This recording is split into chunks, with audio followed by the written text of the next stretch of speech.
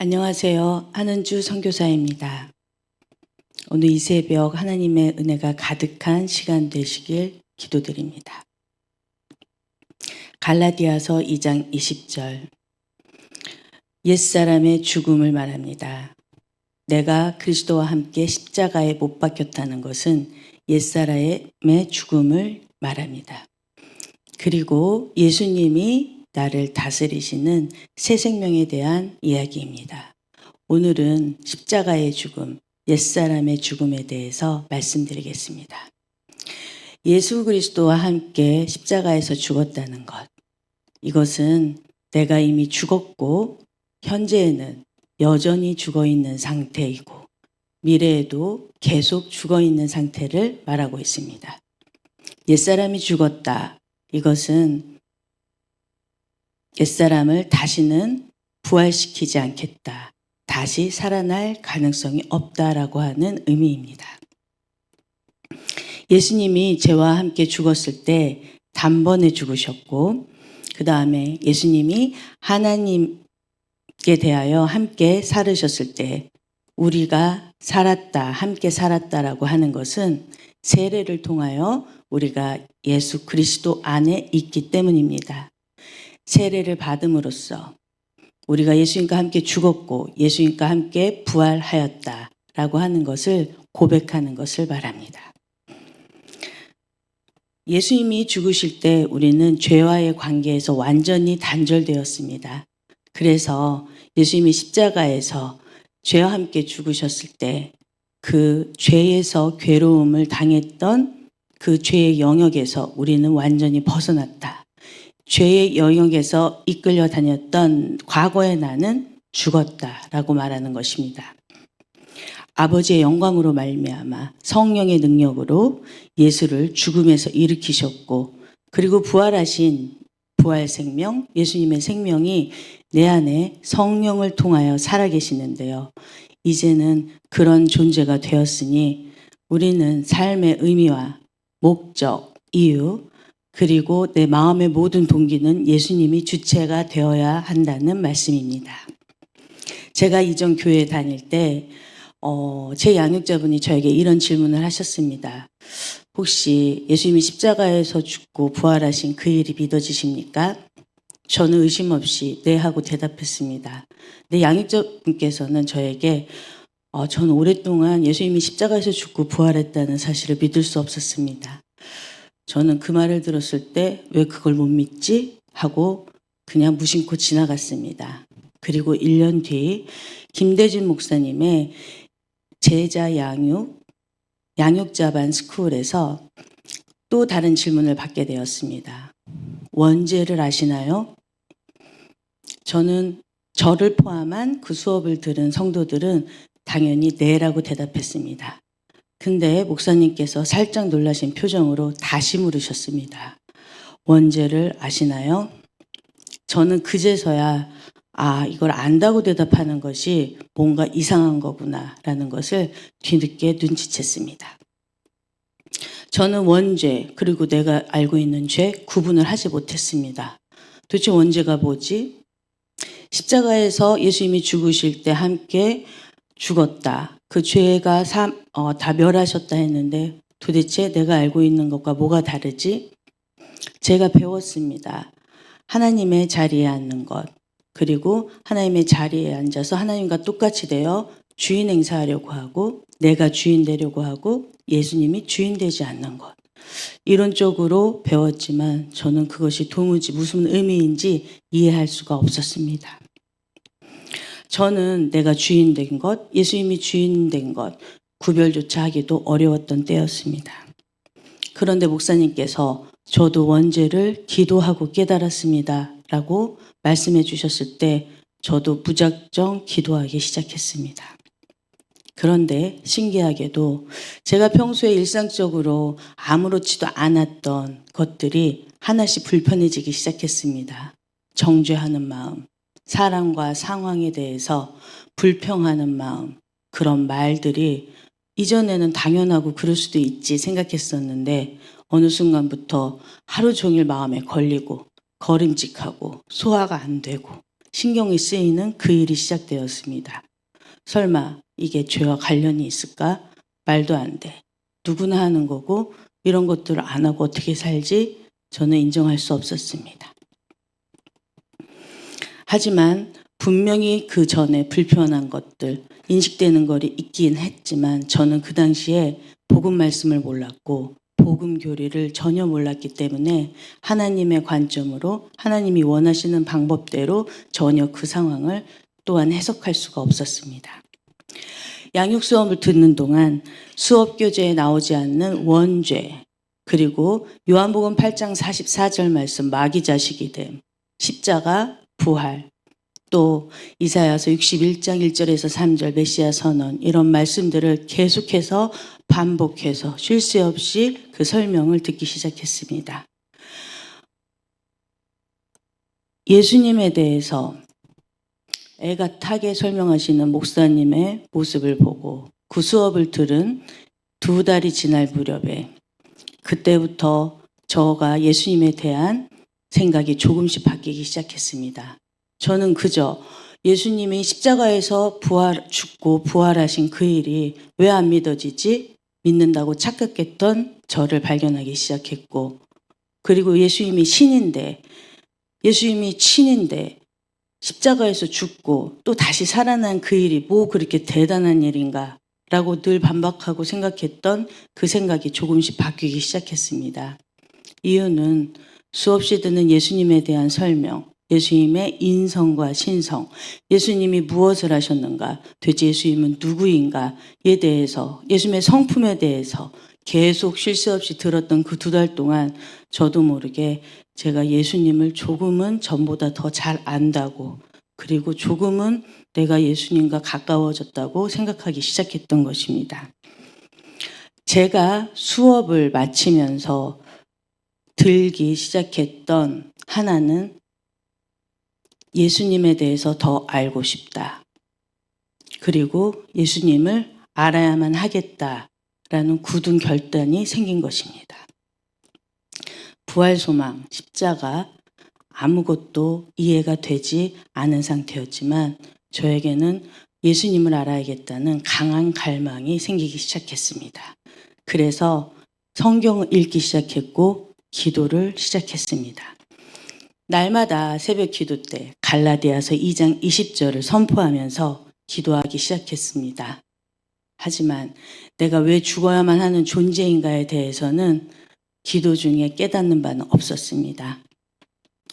그렇지만 친절한 하나님께서 저를 주와 그리스도 교회로 인도하여 주셨고 이곳에 와서 제가 복음 말씀을 하나씩 깨닫기 시작했습니다.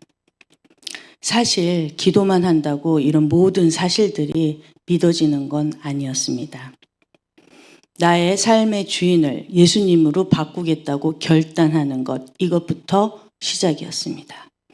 그리고 내가 자유의지로 이 결단을 할 때에 하나님께서 이것을 의로 여겨주시고 성령님을 보내주시어 내 안에 성령이 내주하고, 그리고 나는 부활 생명이신 새 생명이 내 안에 들어와 예수님이 다스리시는 그 삶을 살겠다고 결단하고 선포하는 것이 매우 중요하다는 것을 알았습니다.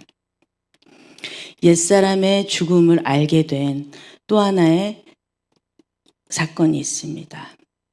저에게는 오해를 받는 것에 대한 큰 트라우마가 남아 있습니다.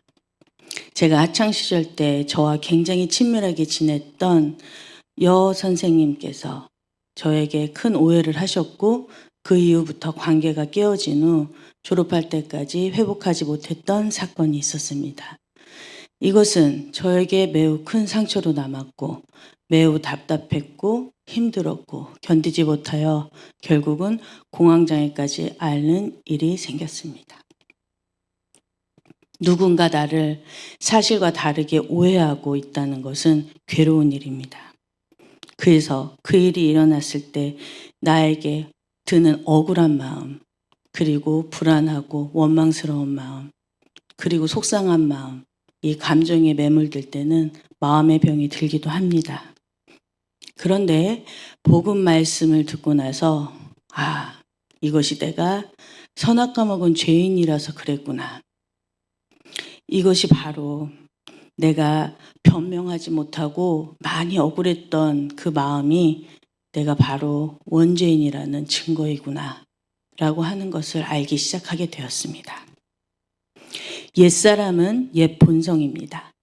옛 본성인 에고가 계속 요구하고 그 요구를 만족시키고 그리고 그 요구를 계속 만족시키는 데 있어서 옛사람의 그림자 그리고 그 에고가 계속 커지는 일이 생기게 됩니다. 우리는 예수님이 주인이라고 고백하면서도 무엇이 옛사람인지 그리고 내가 옛사람이 이미 십자가에서 죽고 부활하여 새 사람이 되었는데도 또 무엇이 새 사람인지 구별하지 못하는 경우가 많습니다. 이유는 우리는 너무나 오랫동안 옛사람과 살아왔고 그리고 옛사람이 또 요구하는 그것들을 만족시키면서 살아오는 것에 매우 익숙해져 있기 때문입니다. 그래서 나에게 그런 일이 일어났을 때 무엇인가 억울하고 무엇인가 속상하고 무엇인가 손해본 것 같은 그런 일이 일어났을 때 하나님의 말씀이 아닌 자아가 나에게 말을 걸어올 때 그 말을 듣고 있으면 점점 더 우리는 기운이 없어지고 기운이 쭉 빠져서 힘이 듭니다. 그래서 내 마음을 그대로 내버려 두는 것은 위험합니다.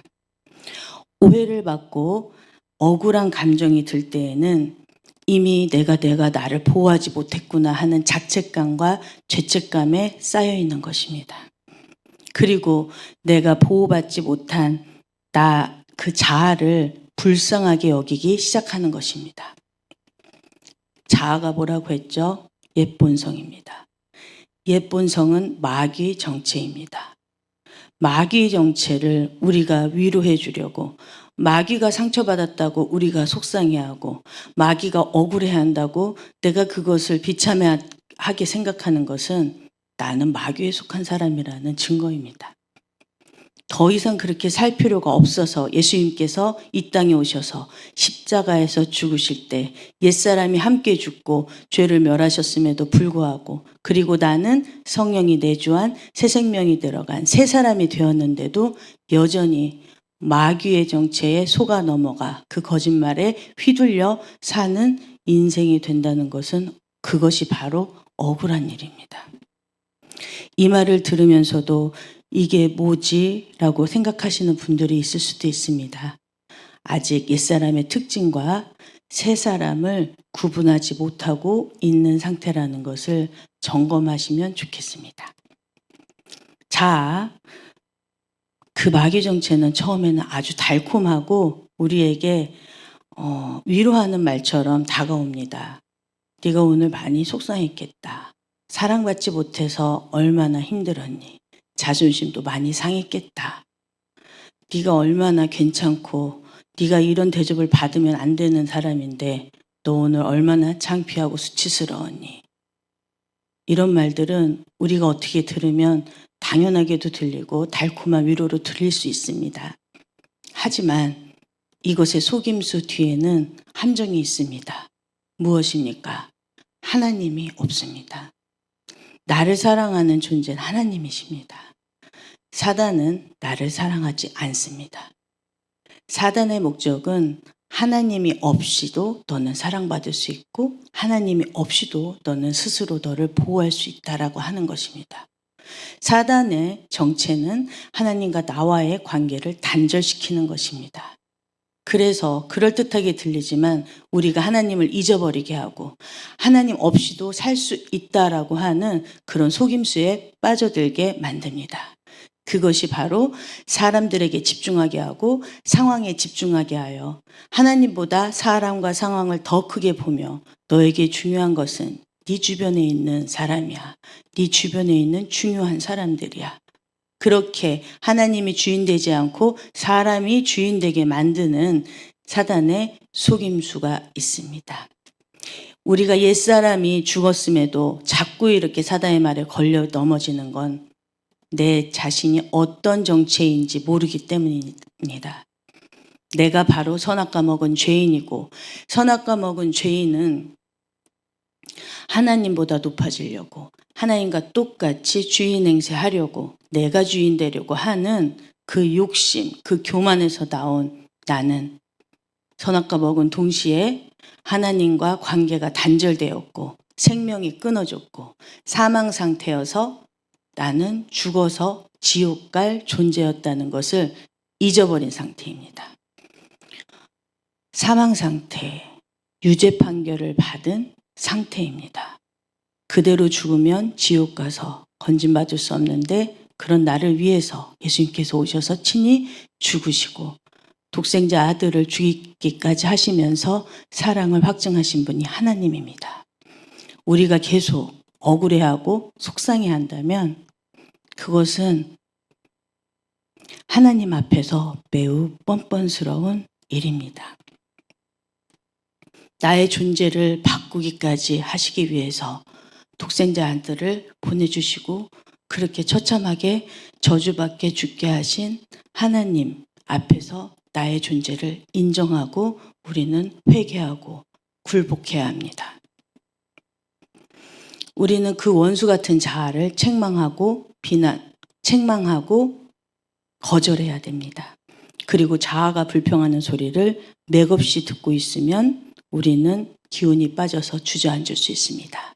그래서 절대 속지 말아야 합니다. 나에게 생명의 힘을 주시는 분은 하나님뿐입니다. 사단 마귀는 우리에게 생명의 힘을 주지 않습니다. 목적은 죽이는 것이고 하나님을 잊어버리게 하는 것이고 하나님이 없어도 된다라고 속이는 거짓말을 하는 것입니다.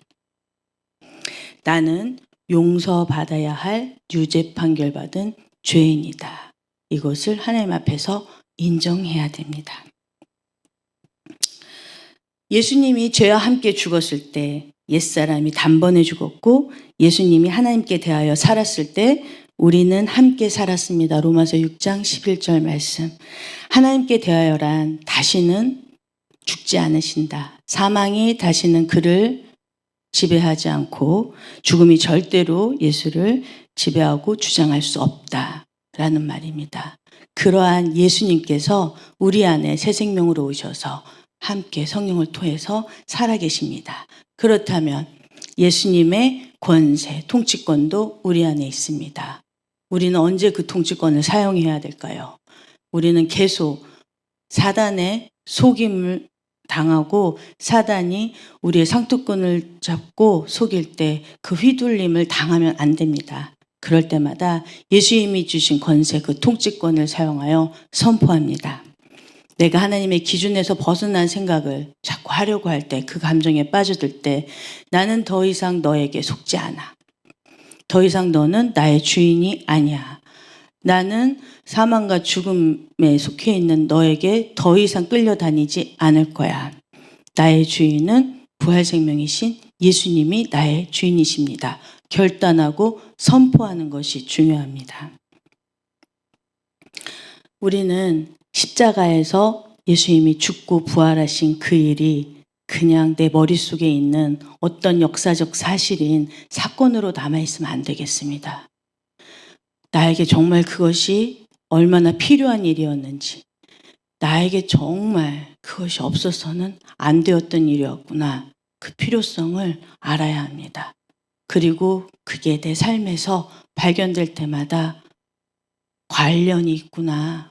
정말 예수님의 죽음과 부활, 그리고 그 모든 창조부터 복음 말씀은 나와 밀접한 관련이 있다라고 하는 것을 알아야 합니다.